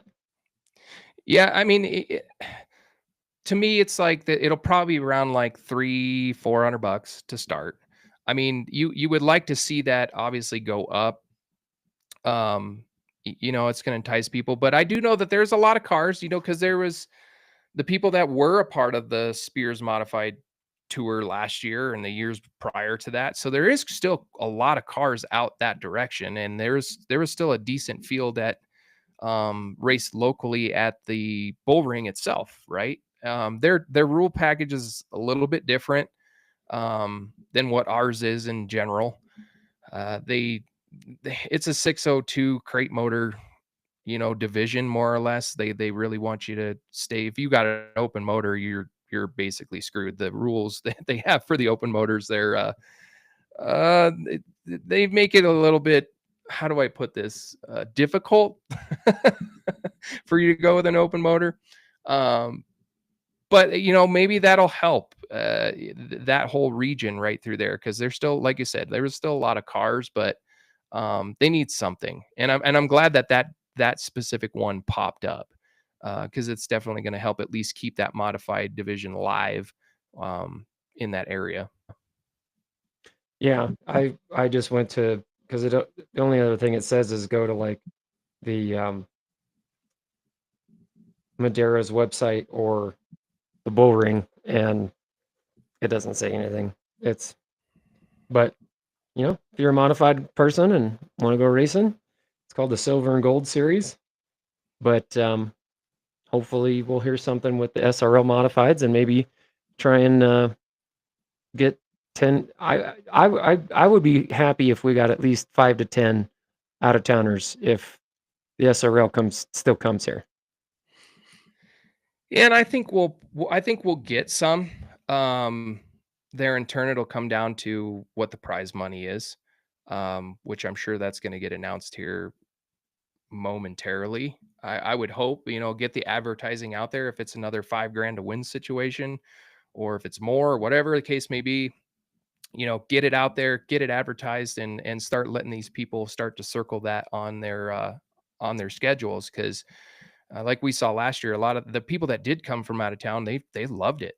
And the biggest part of that I heard was, and I think we touched on this, was the crowd. I mean, they loved the fact that it was just packed to the gills there for that race. So, word of mouth is the best form of advertising. So if you get that out there, I mean, people are going to talk. The Jacks brothers that are down in Vegas, they came, so they're going to let people know, like, shit, that you guys you come check this out. It's badass. So, hopefully, I mean, we'll see what happens. Yeah. We just want to put on good shows for the CNS fans, and we don't get a whole lot of not that we don't get a whole lot of love, but we don't get a whole lot of opportunities for a big race or a big event for the modifieds. So if we have the chance, that would be awesome. We got a couple of super late model race, big events. The sprint cars, big event. ARCA's coming into town again. So there's a lot of other classes that get some good love and some big, shows. So it would be nice. I mean, because I'm going to be honest. Besides the super stocks, pure stocks, and legends, we're going to have the biggest car count, right? So it's like, I'm not saying we're the main show, but when you have one of the biggest car counts, it'd be nice to just have a big show, you know? Mhm. Oh, for sure. I mean, and I think that's part of the reason why you see us paired up with a lot of these big shows on the schedule throughout the season this year. Car count's great. I mean, that's what, and I'd love to see that come back for the super late models and the pro trucks, and I think we're going to see that. I think we're going to start to see the divisions across the board start to grow more. I think there's a lot of excitement in the air. You could see it and you can hear it walking down pit road. That just this last weekend, as early as this last weekend. Hopefully that continues on, and it's going to entice more people to come out, see the improvements, and start to see the investments that are going in and everything like that. And I want to see more race cars. I want to see more drivers. I want to see more fans. I want to see it like it was on the 4th of July weekend every weekend. I mean, that'd be fantastic. But yeah, I mean, I think that the modified division specifically, we're gonna have quite a few cars this year. I think anywhere from 20, 25, maybe 28 on any given night. You know, it's going to be fun. It's going to be tough. But it's going to be great. I mean, it's going to be great racing for sure. The pure stock, super stocks, they always have a shit ton. We could touch on that once more again, go down that line of where I'd like to see them compete with each other. And you got 40 of them, but either way, they're still going to have 25 plus, you know what I mean? Like on any given night. So it's a great look ahead to this season, that's for sure. One thing real quick, and I'll let you speak to these two comments. Uh, do you want to go ahead and speak to this one real quick? Let me unmute you. So speaking of traveling, I saw you guys have some bandos going to Vegas in November. Yes. So we talked about doing the modifieds, but again, like I said, just about 5-10 minutes ago about Hoosier West and them supplying tires. You know, it is a good like payout, but once you kind of get down, so when we travel, we always look out, okay, realistically, we go out of town, where are we going to finish? Probably 10th, right? That's a good, Back. or back. Yeah. So that's a good thought, right? So if 10th pays $200, it's not worth it to us, right? But with the Bandoleros, they're so cheap well, I shouldn't say cheap, inexpensive in the fact that those tires are hard. You only need two sets of tires. The gas is inexpensive, and the kids are going to go have fun. They're going to get on a big track, and there's going to be a ton of people there, lots of cars. They're going to get excited about it. So we figured we would give the girls a good chance to go out and have some fun, go out of town racing, and have them experience that at a young age, and take the bandos. So again, we thought about what the modifieds, taking his car because we're looking to take my car out to the Midwest Modified Tour and the Hot Shoe. We're still up in the air if we want to take both cars to the Hot Shoe, but either way, one car is going to the Hot Shoe. And we were thinking about taking his car to Bullring, but kind of judging also off of last year with the incidents that happened. Not that it was anybody's real fault, but you know, why tear up a race car in November, late October, November, and then you're fixing a car all off season, when if we can manage through the whole season to stay relatively clean and have nice race cars going into the off season, then it's just nut and bolt check, make sure nothing's broke, and have a nice easy off season for once. Because the last 4 off seasons for us, either we're putting a new car back together or a new car together, or going through a car to fix it, and that's just something we're not wanting to do this year. So that was our decision on that. So yes, we will be out there fully supporting his twins, my nieces, in the Bandoleros. Yeah, and to kind of touch on that a little bit further too, like I really wanted to go. I really wanted to experience that racetrack. You hear, we talked to numerous different people. I've talked to Ed Vecchiarelli. I talked to Nathan Gasser about it. Talked to CJ and Jeremiah Hill, and they all had nothing but positive words about the experience overall and the racetrack itself. They're like, that place is badass. Like, bring as much motor as you possibly can, and all that. Like, it sounds like a lot of fun. Yeah, I mean, you look at the track record, not like in that aspect, but you look at the history over the course of the last 4 seasons down there, when they've had like those open comp races and stuff, and just a lot of equipment gets torn up. And I feel bad for our good friend Nathan Gasser. That poor guy goes down there every single year and he comes home with his car torn up. And I didn't want that. And plus the aspect, I really wanted to take my daughters down there to experience it. Talking to a lot of the other bando parents as well, they talked about how fun it is down there, like just for them to go experience that racetrack too. And if we were going to take not only one of our cars, like Jake or I's, and take them down there, it's a lot of work. I mean, it really is. It's a lot of work behind the scenes, and you put a lot of focus in on your car to try to get it ready to go. And would that take away from my daughters and the time that we would have to put into, hopefully, give them guidance? It's just something as simple as that, like getting a chance to go out and watch them practice, and then sitting with them and talking with them. Okay, like, here's what I want you to try. And it's like the little things like that too. And I don't want to take away from them, because I want to focus on myself racing. Like, if I want to go take them, I want to give them my full of attention and really focus in on them competing. I don't want to, and especially with 2 of them. One of them would probably be easier, but now that we got 2, it's a little bit more hands on deck. So that was kind of the big discussion that we had internally. and we wanted to just go down and enjoy it, just it's kind of an opportunity for us to have kind of a vacation, go to Vegas and not have too much pressure to try and, more or less win, so to speak, or really try to like, finish in that top 5 to make sure that you not only just from a competitive aspect, but to make it really worthwhile. Because yeah, I mean, you're looking anywhere from 6 to 8 grand to go down to one of those type of events. Like it's expensive, and we're not all made of money, and um, a lot of it's out of pocket, and so it makes it hard. So to that point, you think economically, and it's a little bit more economically feasible to take a couple bandoleros down there than it would be to take some, take a couple modifieds. So you want to speak to that? What are you talking about? We're full of money because we take money from sponsors and have our own fun with our own family, you know, ways of racing and high budgets and Talking about there's that letter. maybe we're full of money. Let me just tell you, if you guys get a chance, come to my house. It's growing on the tree in my backyard. I cut it down. That's how much money was in it. I buried it in the green belt. There's so many homeless people in our backyard now that they're starting to find the money. So come down, make sure you get the money. Actually, it's funny. I showed up to the house today and there was $1 sitting in our front yard. Not even joking. I just looked at it, was like, Dad, do you see that?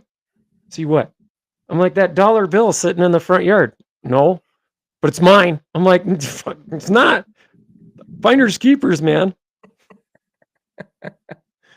Oh. I'm sorry. I'm trying not to laugh at the same time because I know there's an echo, but that is freaking hilarious. Your dad would find $1 and be like, no, I can go get a shooter with that. Yeah, get some vanilla vodka, man. Mm-hmm. Or no, whipped vodka. Yeah, he gets the whipped. Like he turned foo-foo all of a sudden. I don't know what it is about that whipped vodka. It's good, but like couple times here and there, but not like consistently. Not 5. 1. I'm good. 100%. Sorry, I cut you off. I was gonna say I'll stick with Fireball or whiskey. Well, it's really funny. We went to again, this is gonna be a little off topic. We went and saw Joe Coy, and if you all don't know who that is, he's a comedian. If you haven't heard of him, look him up. He's hilarious. We bought tickets for my mom's birthday back in December, and she's really wanted to go see him, and we kind of did it as a surprise. And so we went out Saturday night. That's why we left the track early too, is because we were going to this to this event. And so we went down to Brooklyn's prior to the show and had dinner and had a few cocktails and stuff. And Jake's like, I let's do some shots. Like, okay, let's do some shots. So, majority of the people at the table, like, my wife, his wife, my mom, my dad, in that same sentence, they're all kind of foo-foo shot takers, like the Washington apples, stuff like that. They're not like hardcore. So what do you guys want? Jake goes, tequila. And they're like, ew, no. All right, bring Fireball. And they all kind of turned and looked at him like he had a pumpkin head. Like, what the hell is wrong with you? Okay, let's give a little context first. I was like, we should do some shots. And my mom's like, okay, surprise me. I'm like, okay. So that's why I was like, tequila. And they're, what? No, why? Like, well, you said surprise you. I mean, I could have went Jaeger bombs or straight Jaeger, something disgusting. And so the second thing that popped in my head, okay, let's do some Fireball. And that was not good either. So then I think we ended up doing, Washington apples or something as the second shot. But hey, don't tell me to surprise you and then like be overly surprised what I get. Needless to say, yes, like you set that standard. It's like, okay, well, if you want something specific, yeah, you need to let us know. Otherwise, it's should have just got like sake bombs or something like that, something like off the wall gross or something.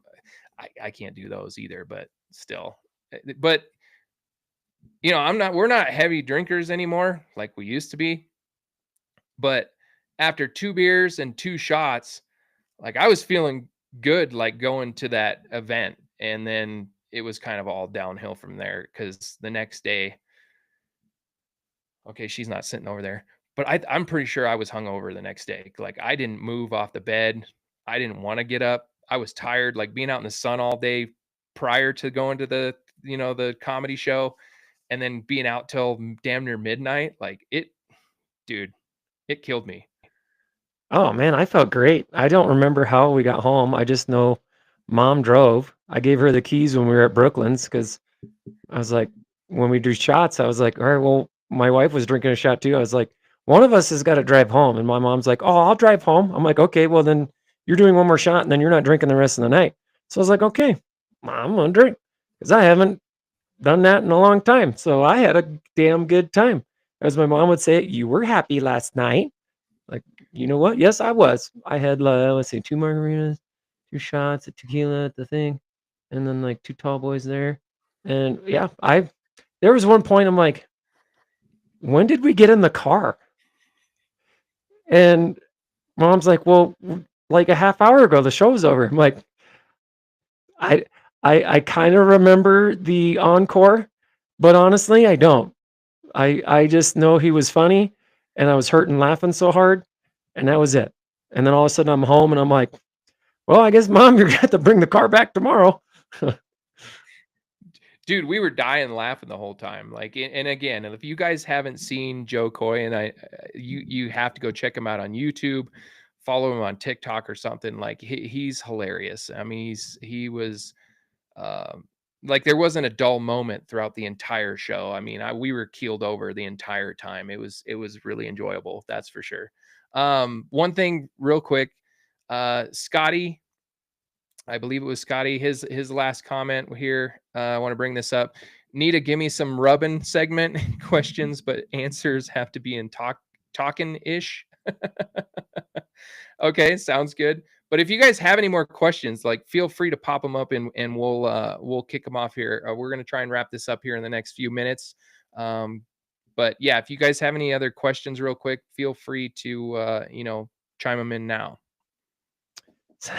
Some rubbing. Give me some rubbing. I guess that's different than what we used to do. So it's not technically stealing anything. But yeah, there's some segments that we want to do that were quite like the ones we used to do that we can't name those because we, don't want to steal those from Brandon and Blair. But yeah, there is stuff that we still want to keep doing. But the talking ish is what I want to know. Talking ish. Am I talking shit or am I talking ish? Find what the ish is for me. That's what I want to know. Okay, well, hopefully he can chime in and talk about that real quick. So I want to bring up Corey's comment real quick. What happened to Facebook? So it's not dead. Facebook has rules because we had to start basically from scratch, Jake and I, right? Like we had to talking shit. That was his comment. So we had to start over from scratch. And Facebook has stupid rules about how long your page has to be up for before you can start doing live shows on it. And it's 60 days. So we aren't able to do live on Facebook for 60 days. But we have to start building content no matter what. So, and it's not going to speed up the process, but it helps with the getting approved part to do it. So for right now, we're just kind of utilizing YouTube at the moment because we wanted to be able to have you guys go back and review them in multiple places, but as well as while we're waiting for Facebook to give us the approval, we can still bring at least you guys the live show. So we thank you guys for bearing with us. I know it's kind of difficulty and a lot of people are I've gotten questions from people. It's like, are you guys done? It's like, no, we kind of got to wait. So hopefully that clears that up for you. It will be back on Facebook. We just have to wait just a little while longer in order to do that. fucking Facebook. I talk shit about Facebook. I'm just kidding. Yeah, that's why I said, yeah, still have to wait 20 plus more days on that post this morning.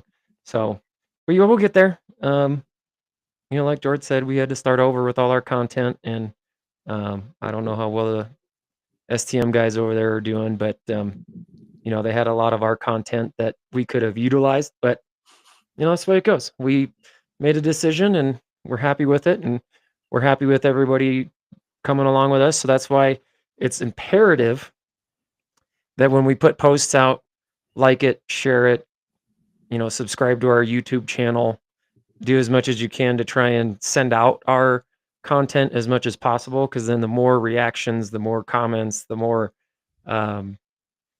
views that we get, that helps, like George said, in that aspect. So the more that you guys can help us, the better. We'll try and keep putting out some content. Right now, just with race season coming, it's kind of like we're trying to do some content, but also trying to get race cars ready.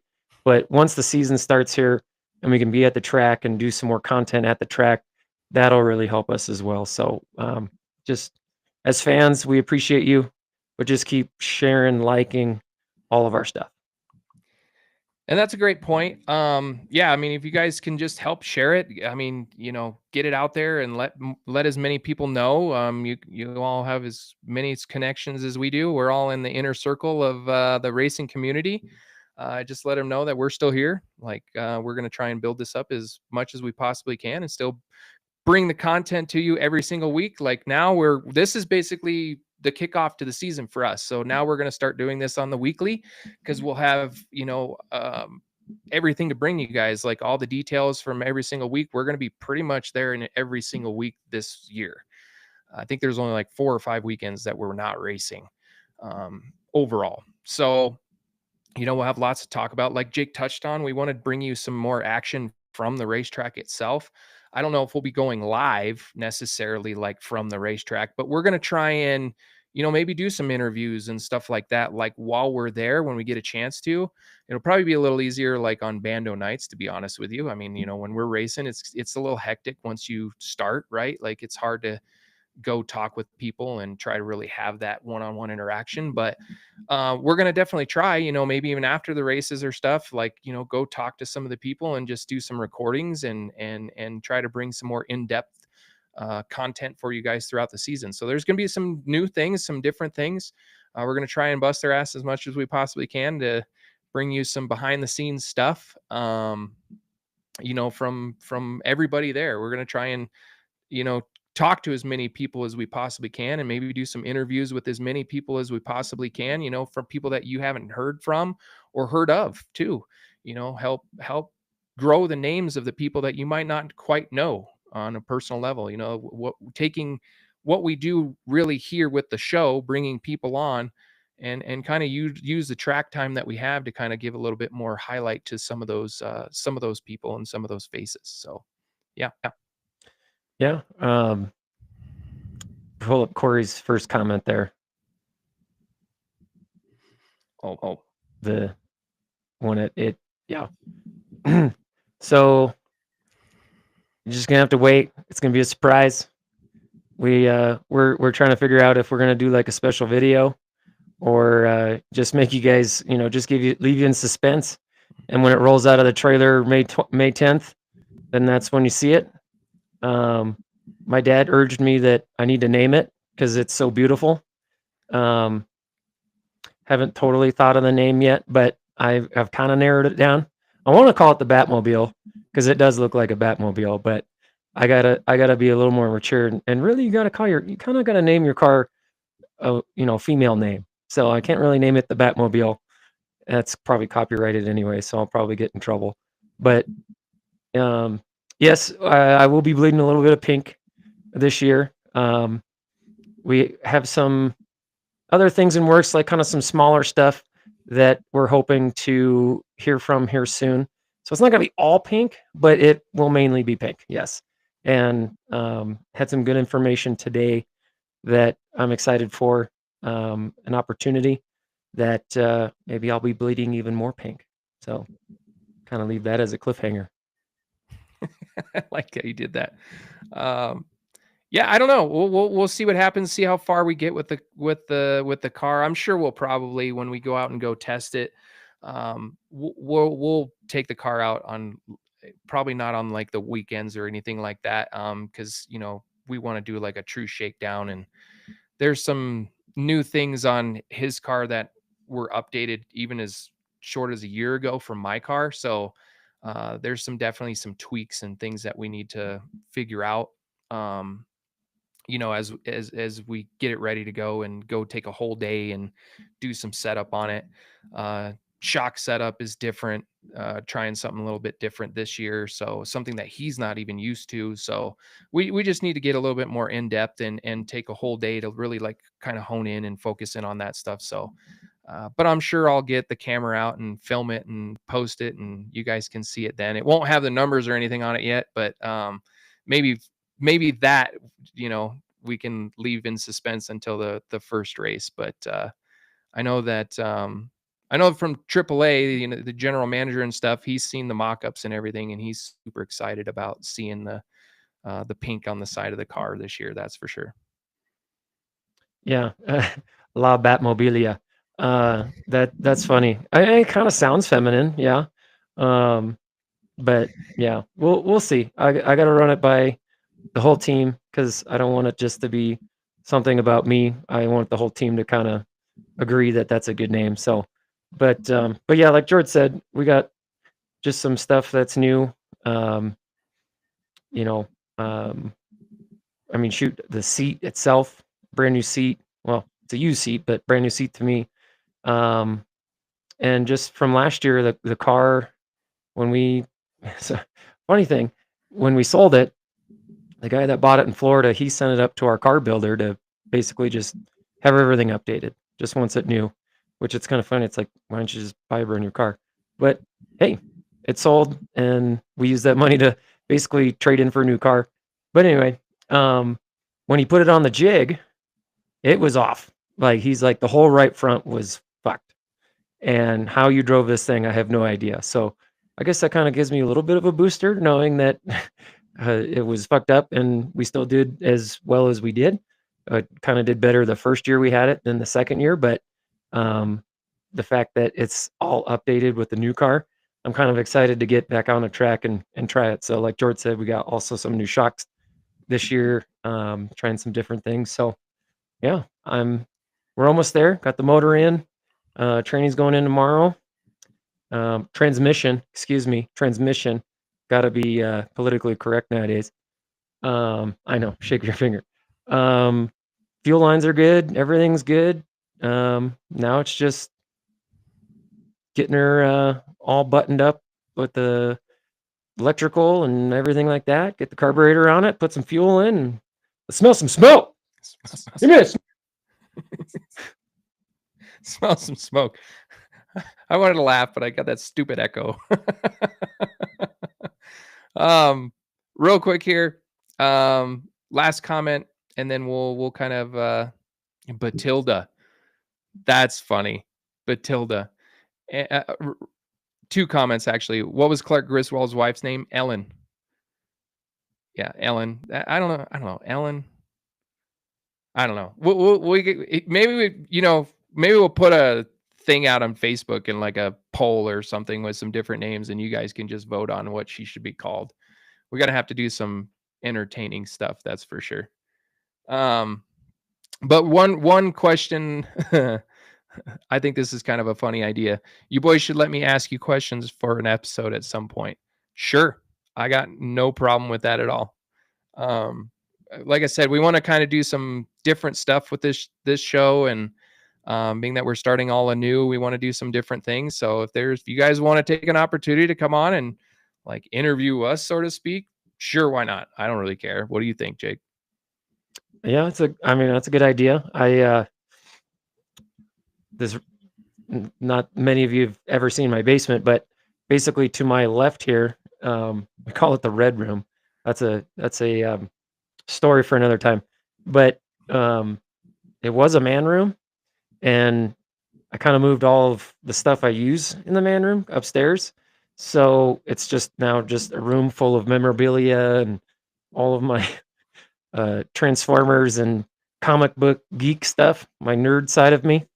And I was thinking of making that kind of like a bigger podcast room where if like maybe we have a guest that maybe wants to come over and sit down with us, kind of like Dale Jr. does with his podcast, we could do that. So maybe Marky, we could do that. And once I get this, I mean, there's shit everywhere in there, so I'll have to get it cleaned up. But yeah, maybe one of these days I'll get a table down here and get some beer and we'll get the camera set up and a couple microphones and have some fun. Yeah, I agree.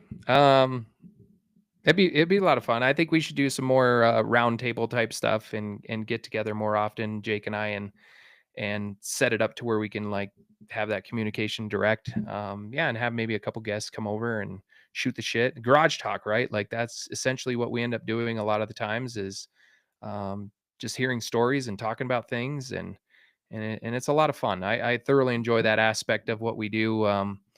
Hearing from a lot of our guests and their stories and kind of just getting some details. What you're thinking of something?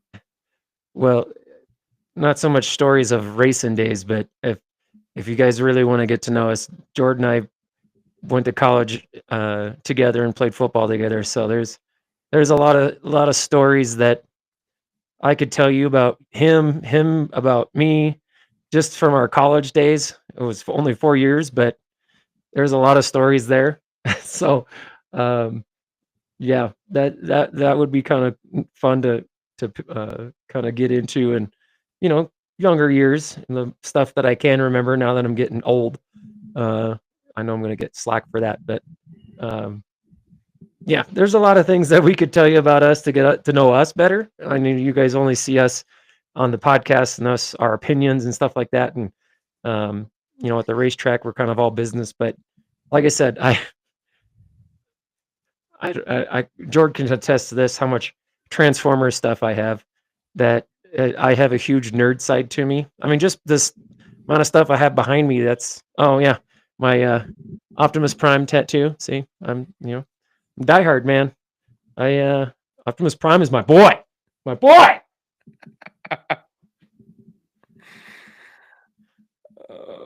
Sorry, I had to reach for the mute button, but yeah, I mean, we could totally get in depth sometime. Maybe we'll take some time and talk about funny stories between Jake and I and our time. I mean, there's so many different instances that we've had, just stories that we could talk about. A lot of funny stories back in our day. It was a lot of fun. I will say that getting a chance to play college football with your sibling and to both of us started on the same offensive line all 4 years. So yeah, we competed with each other and we've been around each other for pretty much our whole entire lives at this point. So there's a lot of entertaining stories, even after the fact, right? Like, when Jake and real quick, this one's just a funny one. Jake and Kristen when they first started living together in an apartment down in Littleton, we had all gone out for a night and had, let's just put it this way. I had too much to drink, like flat out, and ended up passing out in their guest room at this apartment, like their second bedroom. And for some reason, I don't know why, I had my guitar over at their apartment. And I wake up in the morning and I am hung over as hell. I mean, I'd never been this hungover. I don't think even to this day, I don't think I've ever been that hungover. Like I felt like death. And so I just leaned over and I could hear them kind of chit chatting in their room or whatever. And the doors are wide open. And I just reached over and grabbed my guitar and I just plucked one of the string and just bong, death. And like this real monotone, low voice. And you just hear Kristen start busting out laughing. I'm just like sitting there like death and like drools all down my lip and stuff. Like it was bad, but just stupid, entertaining stories like that. That was probably one of the funnier stories of our drinking after post-college nights. I think no, that wasn't Lucy's divorce party. That was a different party. I think we went to the Columbine Lounge, which is this nice little bar up the street. But yeah, that one was funny. just out of nowhere, we're just chucking him death. Like, you all right out there, bro? Death. If you want some eggs, some hash browns, some grease, death. Like, okay, I'll take that as a no.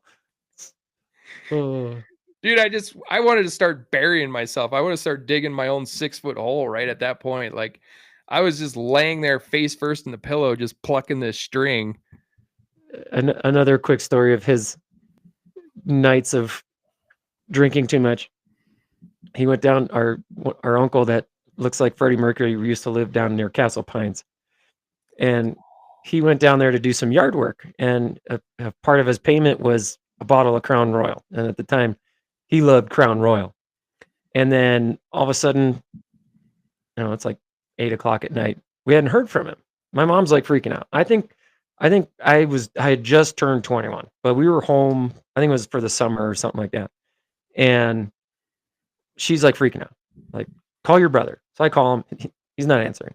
Like, he's fine. He's with Uncle Andy. He's not going anywhere. Right. And he'll take care of him. Well, the next morning comes. It's like 10 o'clock. You need to go down there and find your brother. What? I don't understand what's going on. Like, I'm not going down there. He'll call you.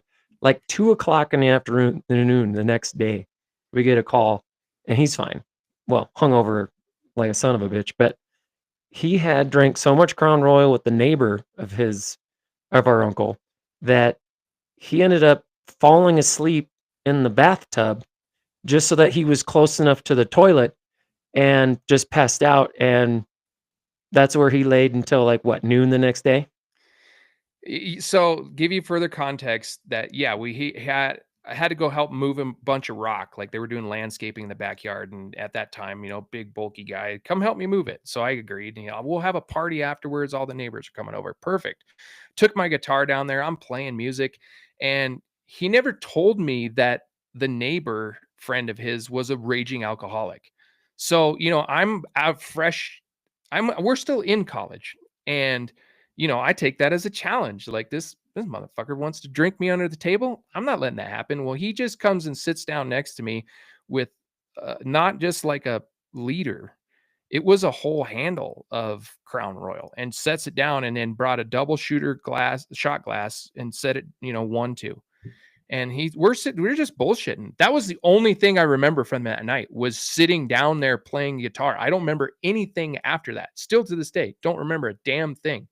Only thing I remember was waking up the next day, and it was like, noon, 1 o'clock in the afternoon. And I walk out, and my aunt's there, and I'm like, holy crap, what happened? She's like, you all right? And I'm like, I think so. She's like, wow. I'm like, what does that mean? Wow. Like, what? Give me context at this point.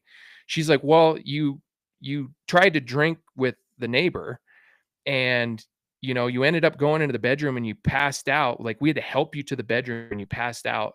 And then at middle of the night, like 2 in the morning, 3 in the morning or whatever, I woke up and I thought I was going to puke. So they helped me to the bathroom, and I didn't go to to the toilet. They thought I was going to puke. They're like, no, you crawled into the bathtub and made me bring you a pillow. And I laid there in the bathtub with a pillow, and I don't remember any of that. Not one lick of it at all. And she's like, yeah, everybody's trying to get a hold of you. And I keep telling them, like, you're all right. You just, hung over. Dude, I still don't, to this day, I don't remember taking a shot. I just remember waking up in the bathtub. Yeah, that was funny. Cause like I said, mom was freaking out, and it was like, Mom, he's with family. Now, if you were with like some random old friend from high school and you're in somewhere we don't know, okay, I can understand. Like, okay, I'll go find him. But it's Uncle Andy. I'm not going to go down to his house. You know what? Actually, Mom, I'm going to go down there because I'm going to end up like him. I'm going to start drinking Crown Royal too. And I'm going to go sleep in the other tub. Well, had they told me he was like a raging alcoholic, I wouldn't have done it. You know what I mean? Like, you think twice about that. Like, this guy's experienced, just so you know. Like, well, how experienced? Give me a level that I can gauge off of. And it would have been helpful. But no, they were just like, okay, stupid college kid, let's see what happens. And then I, probably had alcohol poisoning at that point, but yeah, didn't realize it. Yeah. let's just throw you to the wolves and let's see what happens. That's basically what they did. 100%. But anyways, there's tons of stories like that. Yeah, maybe at some point we'll get kind of into some of those later on in some later shows and whatnot. But needless to say, we're going on 2 hours here, so we appreciate everybody joining us for this episode number 2 and kind of the kickoff to the season. Tune in next week. We're just going to basically continue talking about, what's going on at the racetrack, maybe some more things that we might be hearing. We're still trying to get them to come on. I did have some conversations with Jim and Brian about getting them to come back on the show. So that will be happening here pretty soon. I know it's just more or less just trying to align schedules and get some time to be able to do that. So we'll make the announcement if that ends up happening or obviously announce it here live on the show. So tune in, follow our pages, and appreciate everybody for tuning in. And I'm super grateful for everybody's support and, following along in this new journey that we got going on. You? Yeah, not much else to say.